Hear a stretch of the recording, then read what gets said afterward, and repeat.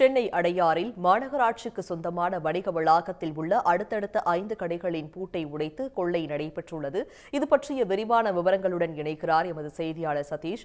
சதீஷ், இந்த கொள்ளை சம்பவத்தில் ஈடுபட்டவர்கள் யார்? அது பற்றிய முழு விவரங்கள் என்ன?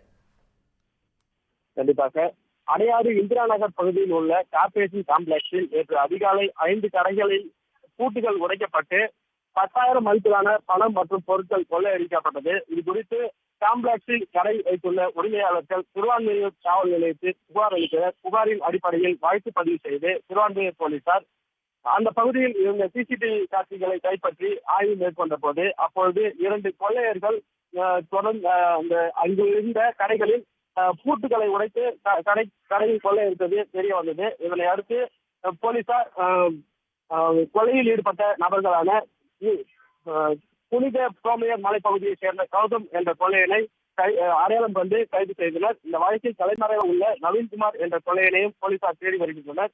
கொள்ளை சம்பவம் நடந்த 12 மணி நேரத்தில் கொள்ளையன் கௌதம் கைது செய்யப்பட்டுள்ளது குறிப்பிடத்தக்கது. குறிப்பாக சிசிடிவி காட்சிகள் உதவியுடன் போலீசார் இந்த கொள்ளையர்களை கைது செய்திருப்பது குறிப்பிடத்தக்கது. உடனுக்குடன் செய்திகளை தெரிந்து கொள்ள சன் நியூஸ் பெல் ஐகானை கிளிக் பண்ணுங்க.